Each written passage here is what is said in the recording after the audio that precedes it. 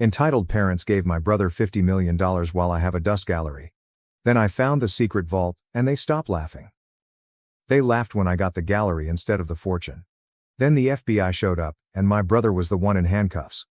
While my brother received $50 million, my parents left me their failing art gallery. "Enjoy the dust," he said with a giggle.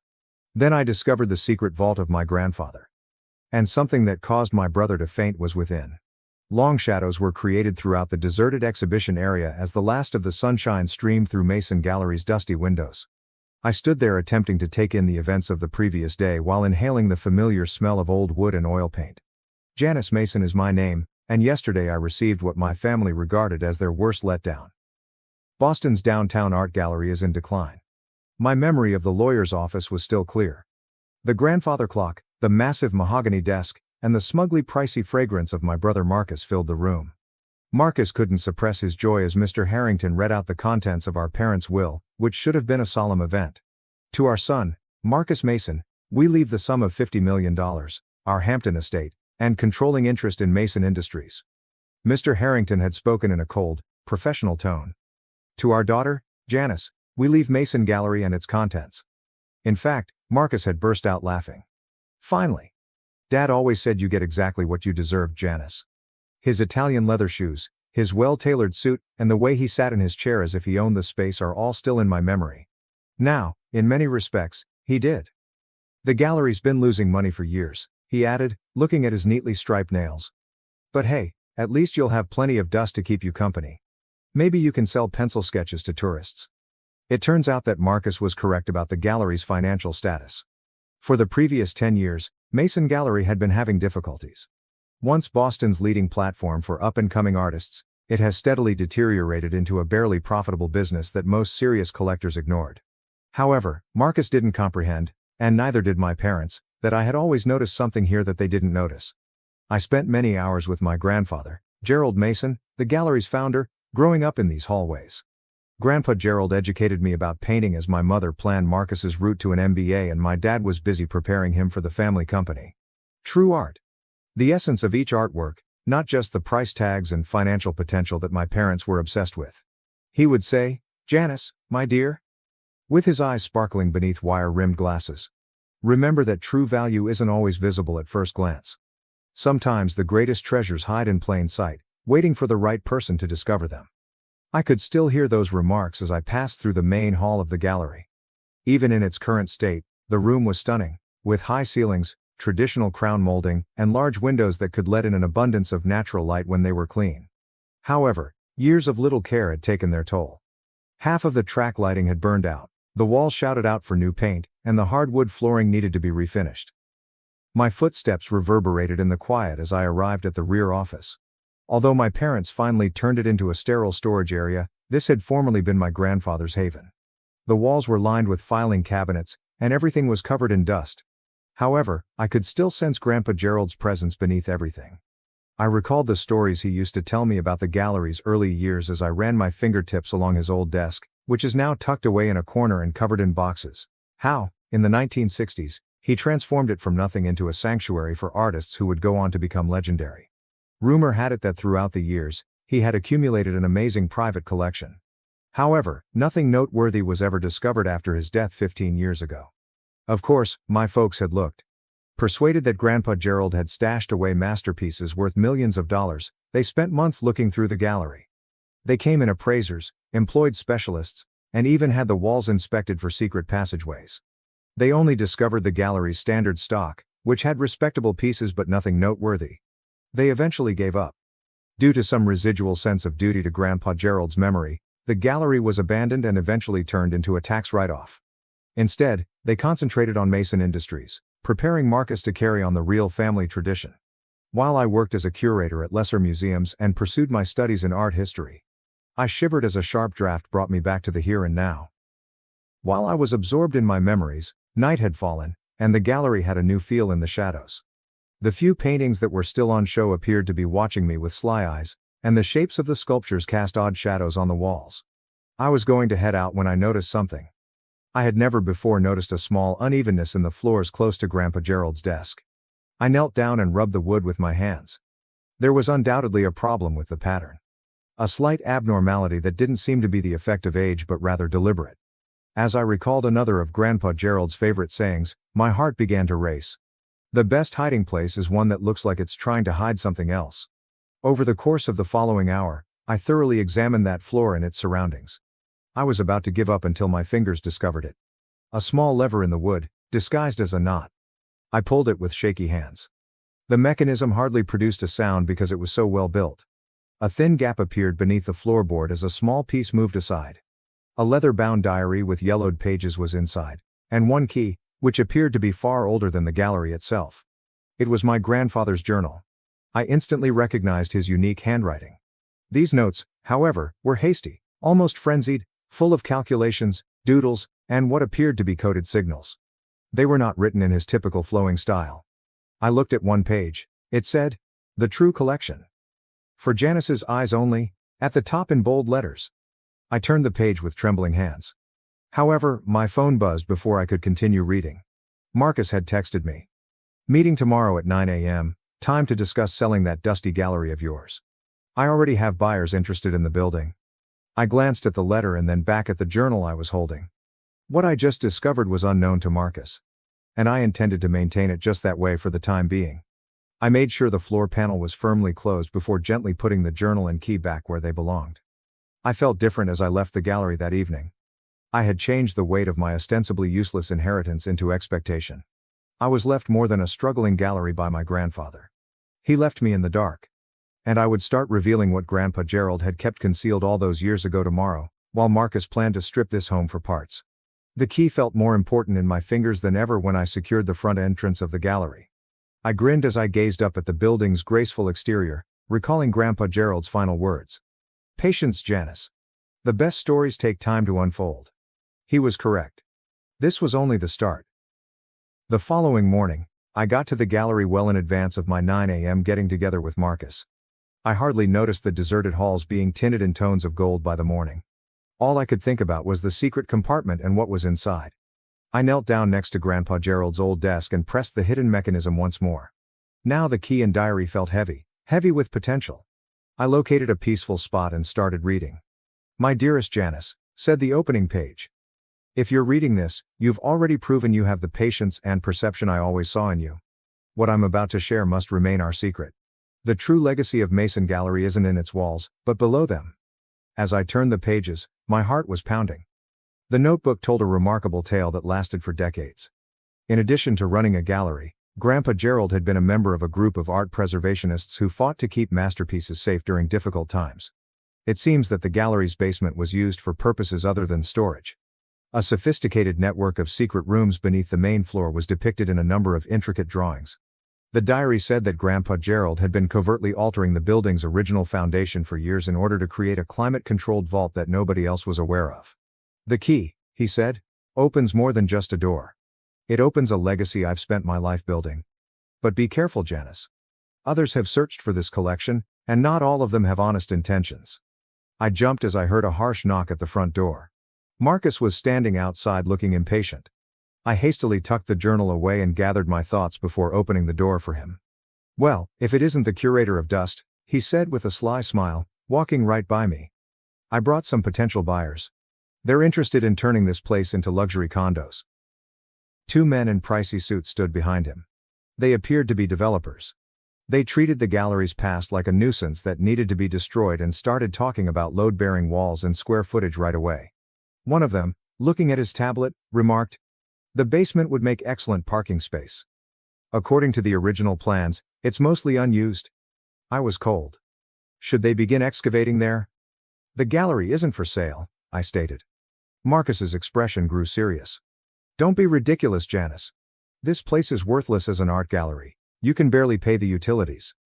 I said no. Marcus lowered his voice and took a step closer. "I know you had some sentimental attachment to Grandpa's little hobby, but it's time to grow up. Take the money and walk away." I slowly looked into his eyes. "Like you did? Taking millions while contributing nothing?" His face reddened. "I earned my inheritance by learning the business, not wasting time listening to an old man's fairy tales about art. Get out." I spoke quietly yet firmly. "All of you." Marcus cautioned, "You're making a mistake," as I led them to the exit. I'm trying to help you. I don't need your kind of help. My heart thumping, I leaned against the wall after they had gone. Marcus was a man who never gave up easily. I have to get things done quickly. I went back to the diary and carefully examined the basement blueprints. According to Grandpa Gerald's notes, the vault's entrance was concealed in the northwest corner of the basement behind a fake wall. If the key was used properly, it would trigger a mechanism. I inhaled deeply before descending the stairs to the basement. It was just as I remembered, rows of metal shelves with decades worth of paperwork, old show materials, and wrapped artworks and sculptures. I saw it differently today, though. I headed for the northwest corner as directed by the logbook. The bare concrete walls met at a straight angle, and it appeared solid at first glance. However, I noticed faint abnormalities in the pattern when I rubbed my fingertips across the surface. What looked like a tiny fracture in the concrete was precisely where the key fit. I turned it with trembling hands in the order recorded in the journal. 1/4 to the left, 3/4 to the right, and then back to the right. Nothing happened for a second. Then I heard it. A faint click, then the murmur of machinery that was hidden. Silently, the artificial wall swung in, exposing a steel door with an advanced electronic keypad. I was also ready for this thanks to the journal. The code was created in a particular manner and was predicated on a crucial date, the day Grandpa Gerald inaugurated the gallery. I meticulously typed the numbers. 1965,412. Climate-controlled air swept over me as the door opened with a soft hiss. I was astounded by the scene that was illuminated by motion-activated lights that flickered on. The vault was enormous, much bigger than it ought to have been. The walls were lined with rows of meticulously conserved paintings, each housed in a specially made cabinet. On pedestals, sculptures were displayed, their shapes creating elaborate shadows. Smaller items, including rare manuscripts, antiquated antiques, and things I knew from my art history coursework but had never anticipated seeing in reality, were displayed in display cases. A plain desk with a letter positioned exactly in the center stood in the midst of the room. My hands trembled as I opened it. Janice, my darling, in the True Mason Gallery, you will find complete documentation for every item in the vault, including its provenance, history, and most importantly, its rightful owners. Some of these pieces were entrusted to me for safekeeping during difficult times, while others were saved from those who would have destroyed them for political or financial gain. What you see around you is the result of a lifetime of work, not just mine, but the efforts of countless others who believed in preserving beauty and history. This collection exists to be safeguarded until the appropriate moment for each piece to return home, not to be sold or showcased for prestige. Because you recognize that art is about sustaining the thread of human creativity that unites us all, rather than about status or price tags, I have selected you for this responsibility. There's a smaller room at the back of the vault, and that collection is different, items I've lawfully acquired over the years, meticulously verified and documented, and those are yours to do with as you please. They should supply more than enough funds to keep the gallery and the vault operating as intended. Be cautious, be patient, and most importantly, be loyal to the role you have been given. With all of my affection, Gerald, Grandpa. I looked at everything in the vault in awe for hours. Works by masters I had only read about, pieces believed to be lost to time, and others whose existence had only been reported made up the astounding collection. I discovered hundreds of carefully chosen pieces by painters whose values had risen dramatically over the years in the private collection Grandpa Gerald had indicated. They are valued at much over $100 million, even by modest estimates. However, it wasn't the cash that made me cry. It was the faith my grandfather had put in me, the legacy he had, without my knowledge, set for me all those years before. The magic was broken by a notification on my phone. Marcus left several missed calls and sent a text message. "This isn't over. You're making a huge mistake." I grinned as I surveyed the vault's precious collection, which my brother would have sold without hesitation. I was absolutely sure of my direction for the first time since I inherited the gallery. I made my way back upstairs and carefully secured the vault. Work needed to be done. The gallery required remodeling. It was time to upgrade security. I also had a legacy to uphold. One thing Marcus was correct about was that this was far from over. However, he was unaware of what he was actually up against. I was suddenly the custodian of something far more valuable than money could buy, while he planned to take what he believed to be a building of little value. I said as I peered up at the gallery's walls, "Thank you, Grandpa Gerald. I won't let you down." The weeks that followed were filled with a lot of activity. I had contractors sign strict confidentiality agreements before I could hire them to restore the gallery's original characteristics. To keep curious onlookers away, the basement was marked as undergoing environmental assessment and remained completely off limits. I read through Grandpa Gerald's journal at night to discover the backstories of every item in the vault. Some had been saved from more recent wars, while others had been saved from Nazi theft during World War II. Every piece of art had a comprehensive file with information on its original owners and the events leading up to my grandfather's possession. Marcus, however, kept his word and wasn't giving up. The legal threats came first. His attorneys sent him a hefty letter demanding an immediate sale, arguing that the gallery's declining state amounted to careless handling of family property. I gave it to my own lawyer, an expert in art law, whom I had discreetly hired with money from the sale of a single small item from my grandfather's private collection. Then came the strain of money. Marcus interfered with the gallery's utility supplies, insurance, and even the property tax assessment by using his contacts. Every time, I used resources he was unaware I possessed to oppose his movements. The pivotal moment occurred on a soggy Tuesday morning. When I got to the gallery, Marcus and two unfamiliar men were waiting. "These gentlemen are from the Boston Historical Society," he replied. He had a razor-sharp smile. "They're very interested in examining the building's original foundation. Apparently, there are concerns about structural integrity." The way they handled themselves and the tiny bulges under their coats made it clear to me right away that they were not from any historical society. They were, at worst, private detectives. I firmly stated, "The gallery is closed for renovations. Any inspections need to be scheduled through proper channels." Among the men, one moved forward. "We have authorization to leave," I interrupted him. "Or I'll call the actual authorities." Marcus stayed after they had gone. "What are you hiding, Janice? There's something in this building worth protecting, isn't there? Something Grandpa Gerald left behind?" "The only thing I'm protecting is this gallery's future," I responded. "Why can't you accept that?" His face grew serious. "Because I know you. You were always his favorite, always listening to his stories. He must have told you something. Let me give you some clues." "The clue is in plain sight, Marcus. You just never cared enough to look." I realized that evening that I needed to expedite my plans. Marcus was becoming desperate, and individuals who are desperate tend to make bad decisions. I meticulously documented everything in the vault for hours on end. Then I called 3 people, the world's foremost authority on art repatriation, a contact at Interpol, and an old friend at the FBI's Art Crime Division. Marcus took action 2 days later. When I heard the basement door open, I was working late. 3 dark-clad males were seen on security cameras heading downstairs. I knew exactly who had sent them, even though Marcus wasn't with them. I calmly pressed the quiet alarm, which was a customized one I'd built that was directly connected to police enforcement, rather than the gallery's standard system. After that, I headed to the basement. The workers were already at the northwest corner, using specialized tools to examine the wall. When I walked in, they hardly gave me a look. I said, "Looking for something?" One snarled, "Lady, just walk away. This doesn't concern you." "Actually," I said with a grin, "it concerns me very much. So do the federal agents who just surrounded the building." Voices burst from above as if on cue. "FBI, this is a federal art crimes investigation. Everyone remains where you are?" What happened next was a haze of activity. The would-be robbers were taken into custody. Marcus was taken up at his house after being located via their phones. Everything was exposed by the search warrants, including his ambitions for the gallery, his hired goons, and even his ties to certain dishonest collectors who dealt in stolen art. The following morning, however, was the true surprise. At the gallery, I had scheduled a special meeting.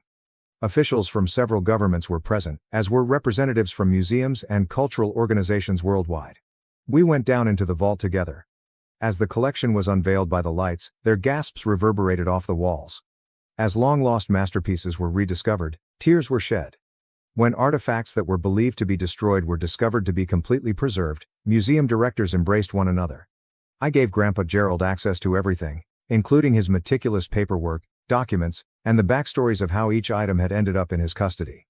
We would collaborate over the course of the following year to restore each piece of art to its proper location, bringing the gallery recognition on a global scale for what it gave back rather than what it owned. Marcus, who had lost his freedom and reputation due to his own selfishness, watched it all happen from behind bars. He would have plenty of time to consider his options because the evidence discovered in his house had linked him to other art trafficking enterprises. Regarding the gallery itself, I created a foundation devoted to safeguarding and conserving art in times of war by using a portion of Grandpa Gerald's own collection. The gallery evolved into a hub for activism and education, educating the next generation on the value of cultural heritage. I was standing in the newly remodeled main hall exactly 1 year after I had found the vault, The original architectural details had been brought back to their former splendor, and the room was flooded with light. As Grandpa Gerald had done when he originally founded the gallery, a special exhibition was about to begin, but it would feature works by up-and-coming local artists rather than priceless masterpieces.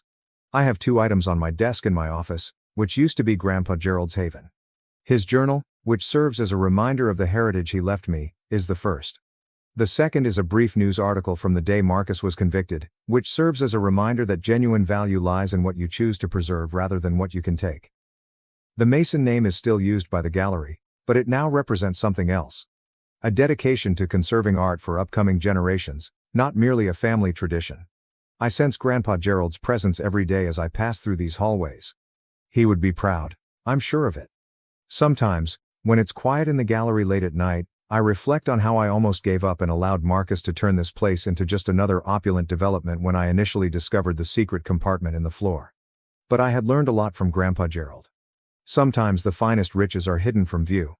Additionally, some items have significantly higher values than their market value. There is no longer anything in the vault beneath the gallery. Although its contents have been returned to their proper locations across the globe, the area is nonetheless prepared in case it is ever needed again. A hidden chamber ready to guard the next historical artifact that needs to be preserved. And occasionally I share Grandpa Gerald's favorite quote with young artists who come to the exhibition with eyes that sparkle with the same fervor I once witnessed in his. True value isn't always visible at first glance. Sometimes the greatest treasures hide in plain sight, waiting for the right person to discover them. They never understand that I'm discussing more than just art. The gallery, which everyone believed to be useless, ended up being valuable not because of its contents but rather because of its legacy of preservation, protection, and the realization that some things are more valuable than all the money in the world. Marcus might have received the money from our parents' estate, but I gained something far more valuable: a goal, a purpose, and the opportunity to demonstrate that sometimes the best form of retaliation isn't getting even but rather doing the right thing. With its windows shining in the sunlight, the Mason Gallery is a tall building in the heart of Boston. It's no longer the dilapidated, dusty place my brother made fun of. It serves as a ray of hope, a defender of culture, and evidence that genuine value frequently extends well beyond appearances. And me, Janice Mason, the letdown who received the useless bequest, is no longer me. I am the guardian of a generation-spanning legacy. The guardian of a custom that prioritizes preservation over financial gain. And the evidence that, if you know where to look, the greatest things in life can occasionally be found shrouded in dust. Thanks for watching and being part of the drama. Don't forget to subscribe and hit the bell so you never miss a wild news story.